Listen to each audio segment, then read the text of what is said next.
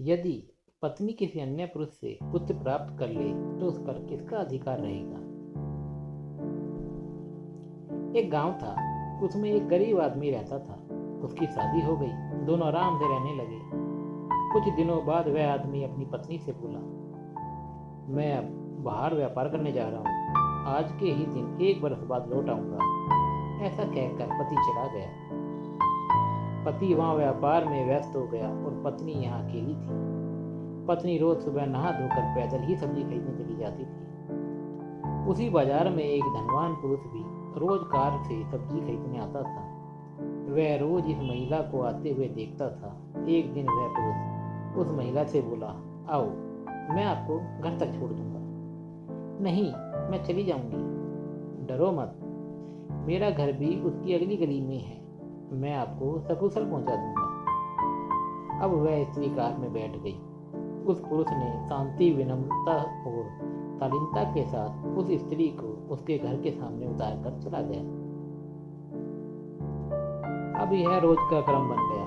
एक दिन वह पुरुष उस स्त्री से स्नेह तथा आदर से बोला, आओ, चाय पीकर चली जाना। स्त्री ने उसका आग्रह स्वीकार कर लिया तथा चाय पीकर चली गई। सिलसिला आगे बढ़ा, भोजन भी होने लगा।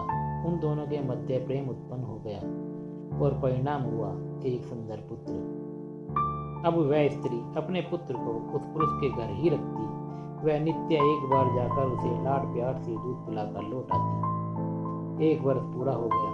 पति के लौट आने की तारीख आ गई। पति आ गया। अब पत्नी का ध्यान पुत्र में होने के कारण वह पति की बातों पर ध्यान न दे पा रही थी। उसे अशांत व खिन्न देखकर पति ने उससे पूछा, सच सच बता, क्या हुआ?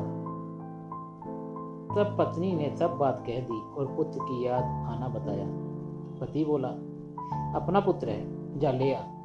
पत्नी गई और जाकर उस पुरुष से बोली कि मेरे पति आ गए हैं और मैं अपना पुत्र लेने आई हूँ।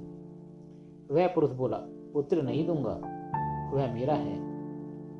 अब स्त्री और उसका पति दोनों पुत्र मांग रहे हैं तथा वह पुरुष पुत्र को अपने पास रखना चाहता है। मामला न्यायालय में गया। न्यायाधीश के समक्ष सबने अपने तर्क सुनाए।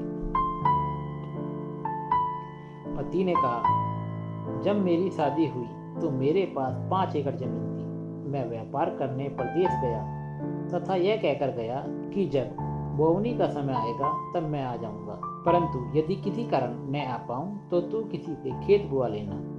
बरसात शुरू हो गई और मैं न आ पाया तो मेरी पत्नी ने मेरा खेत दूसरे से बुआ लिया। अब बोने वाला व्यक्ति कह रहा है कि फसल मेरी है, तो फसल तो खेत मालिक की रहेगी। बुआई करने वाला व्यक्ति चाहे तो मजदूरी ले ले, परंतु फसल पर अधिकार तो खेत मालिक का ही रहेगा। उस पुरुष ने कहा, मैं एक रोज सैर करने गया। सड़क पर मुझे एक खाली डब्बी पड़ी मिली। मैंने इधर उधर देखा, मुझे कोई डिब्बी का मालिक दिखाई न दिया। डिब्बी सुंदर थी। मैंने डिब्बी उठा ली तथा अपने जेब से एक हीरा निकालकर डिब्बी में रख दिया। दूसरे दिन मुझे एक आदमी मिला। वह कहने लगा, यह डिब्बी तो मेरी है। मैंने डिब्बी में से हीरा निकालकर अपने पास रख लिया और डिब्बी उसके मालिक को लौटा दी। अब वह आदमी कहता है कि हीरा भी मुझे दो। हीरा तो मैंने रखा था, तो हीरा तो मैं ही रखूंगा। उसकी डिब्बी में वापस देने को तैयार हूँ, पर हीरे का मालिक तो मैं ही हूँ। पत्नी ने कहा, जब मेरी शादी हुई तो मेरे पिता ने एक भैंस दी थी। भैंस दूध देती थी। एक दिन मेरे पास जामन नहीं था। दूध को जमाकर दही बनाकर घी निकालने के लिए दूध में थोड़ा सा दही डालना पड़ता है, उसे जामन कहते हैं। मैंने एक पड़ोसी से मांगकर जामन ले लिया तथा दूध जमा लिया। फिर मैंने उस दही की देखभाल की तथा मथकर घी निकाला। अब वह जामन देने वाला कह रहा है कि घी मेरा है। घी तो उसका ही रहेगा जिसका दूध था। जरा सा जामन दे देने से घी उसका कैसे हो सकता है? वह चाहे तो जामन के पैसे ले ले। तीनों के अपने अपने किस्से व तर्क थे। तीनों की बात सुनकर न्यायाधीश महोदय ने संन्यास ले लिया। अब पुत्र किसे मिलना चाहिए, है क्या जवाब? सम्मानित साथी, आदरणीय मित्रों एवं अधिवक्ता बंधु इसे चुनौती के रूप में लें और यह जरूर बताएं कि यह पुत्र किसे मिलना चाहिए। धन्यवाद।